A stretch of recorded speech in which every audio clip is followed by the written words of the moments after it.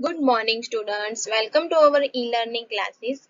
So, in 11 Commerce, in the subject Statistics, the chapter's name is Presentation of Data, and today we will deeply discuss about the diagrams. In this topic, we will discuss the types of diagrams. So, first we will discuss the first type of diagram, that is bar diagram. So bar diagram is constructed by considering only one characteristic of the data. That means data की अगर हमें only one characteristic दी गई है, so in that case we can draw a bar diagram. It is used to represent the information on different places. That means उसका use different place पर information represent करने के लिए होता है. थिंग्स और टाइम ऑन अ डायग्राम, हम things और टाइम के रिलेटेड अगर कुछ का ग्राफ ड्रॉ करना है और अगर हमें एक ही कैरेक्टरिस्टिक दी गई है, only one characteristic, so then we can use the bar diagram. For this purpose the different places, things और time are taken on x axis. अगर हमें ग्राफ ड्रॉ करना है कुछ भी चीज का, तो we are having two axes. One is x axis and one is y axis. So यहाँ पर places है, things है, time है, उन्हें हम x axis पर consider करेंगे on a graph paper, and bars with equal widths at equal distance are drawn. That means हम जो भी bar draw करते हैं वो bar equal widths के होने चाहिए and equal distance से हमें लेकर उसको draw करना है. Now, in a bar diagram, the diagram formed by such bar is called bar diagram. हम जो bar diagram करते हैं, draw करेंगे उसके according उसे bar diagram कहते हैं. In a bar diagram, the logical order of bar should be maintained. उसका जो logical order है, that should be maintained. When the data based on different places or things are given, then it should be arranged in a proper order before presenting on the graph. हम graph पर present करने से पहले the data should be arrange properly. हमारा जो data है वो हमें प्रॉपरली उसको अरेंज करना है, so that the comparative study can be done easily. So अगर हमें कंपैरिजन करना है, so that can be done easily. When the data based on time are given, then they are presented as it is on a graph paper. अगर time का data दिया गया है तो हम ग्राफ पेपर पर उसको रिप्रेजेंट करेंगे. About this diagram, that means हम जिस ग्राफ के बारे में बात कर रहे हैं, already we have discuss, already we have studied in our previous classes कि उसे हम कैसे फाइंड ड्रॉ करते हैं बार डायग्राम हमारे पास.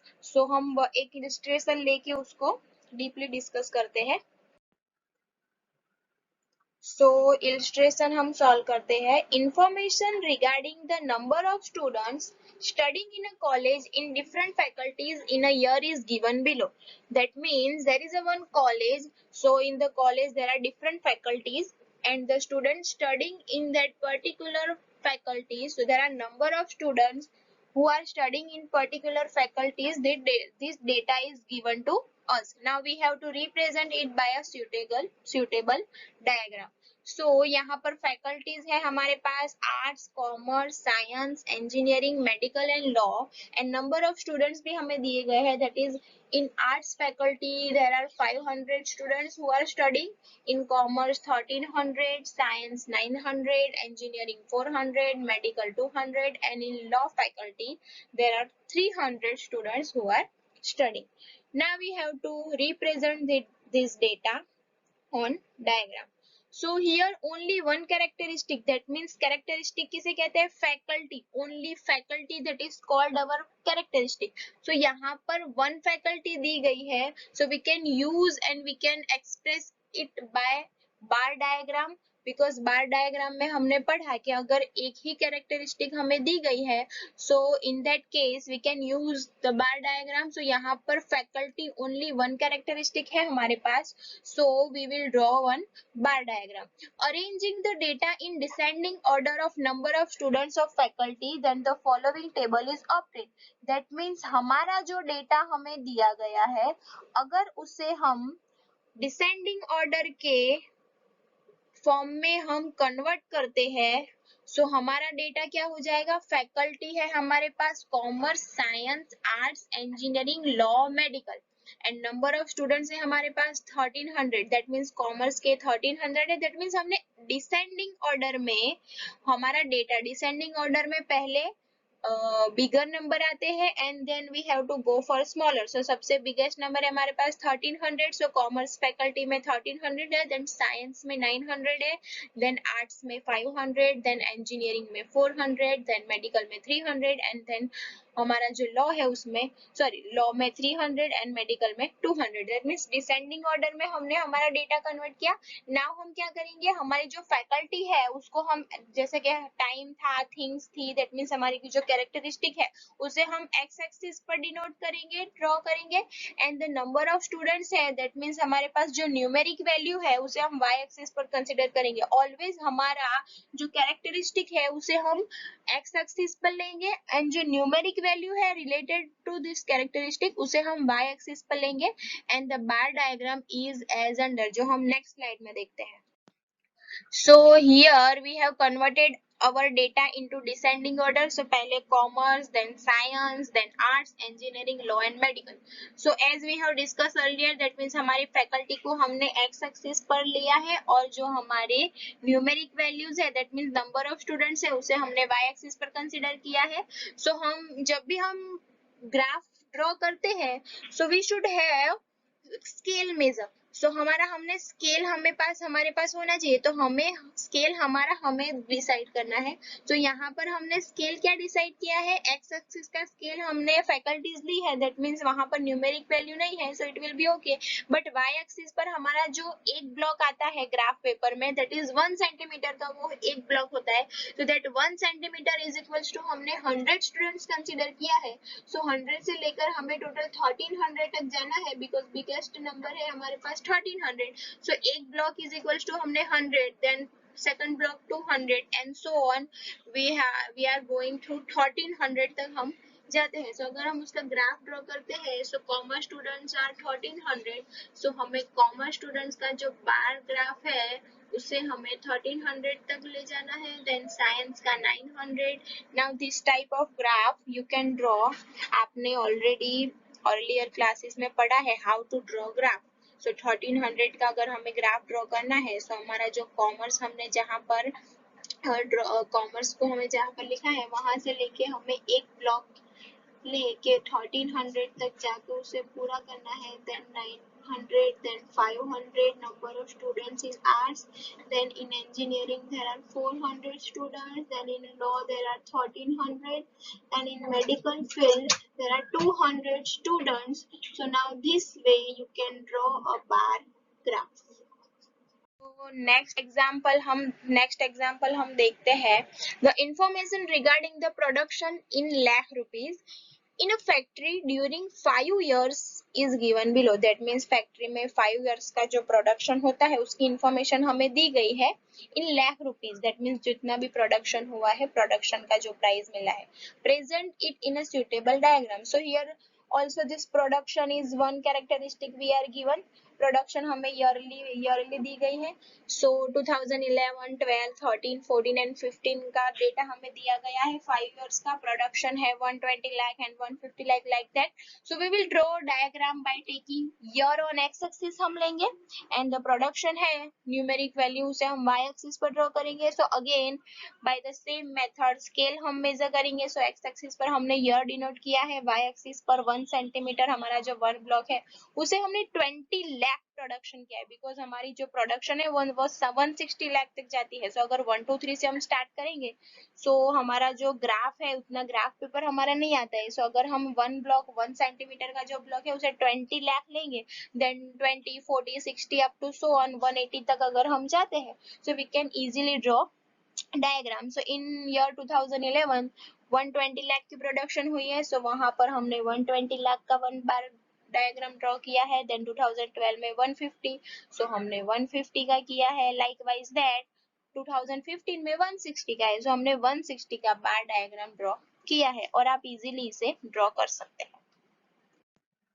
Now next we will discuss about the multiple bar diagram. First हमने bar diagram देखा, that means only one bar हमें draw करना है ना। मल्टीपल बार डायग्राम में क्या होता है, if the data about different places things और time are collected on more than one mutually related characteristic, then such data can be presented by using multiple bar diagrams. That means अगर हमारे पास different places, things और time का data हमने collect किया है, तो वहाँ पर more than one characteristic अगर आता है, so we can use the multiple bar diagram. So first of all, adjacent bar diagram by placing the related bars close to each other. That means हमें हमारा जो bar draw हम करते हैं, bar diagram, bar हम एक बार draw करते हैं, उसके साथ हमें दूसरा adjacent bar diagram draw करना है. We will take one example and discuss it deeply. That means कैसे हम adjacent bar diagram draw करते हैं.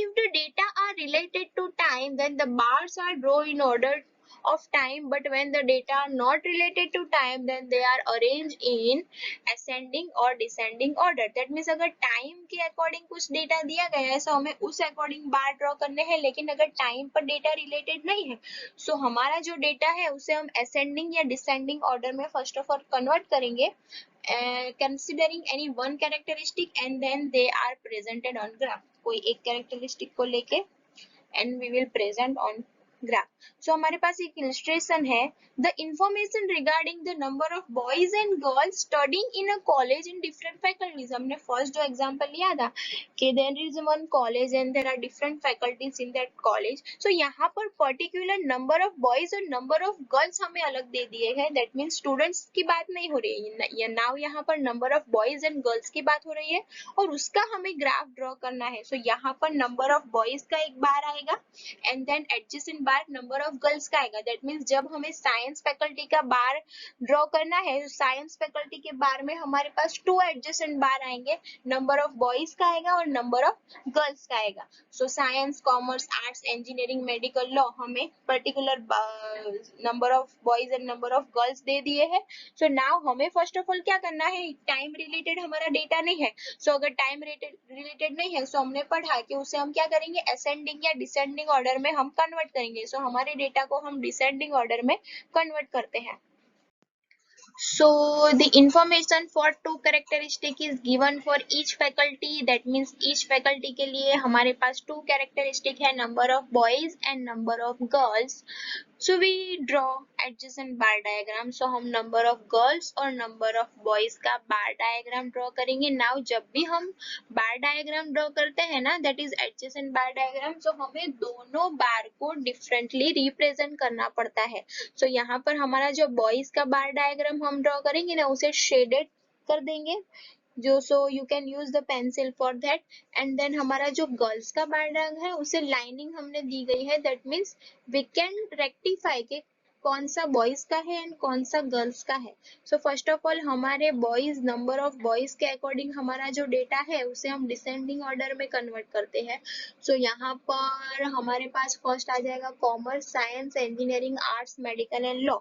so हमारे पास हमारी जो faculty है उसे हम x axis पर denote करेंगे and जो number of boys है, students है, नंबर ऑफ स्टूडेंट्स है, उसे हम y एक्सिस पर डिनोट करते हैं. सो यहाँ पर number of boys in commerce faculty that is 700 and girls है 600. सो 700 का एक बॉयज का बार डायग्राम ड्रॉ किया है, उसके एडजेसेंट में ही, दैट मीन्स हमारी जो बीच में कॉमन लाइन है वो हमें सेम रखना है और उसके साथ एडजेसेंट बार डायग्राम हमने ड्रॉ किया है, that is number of girls is 600.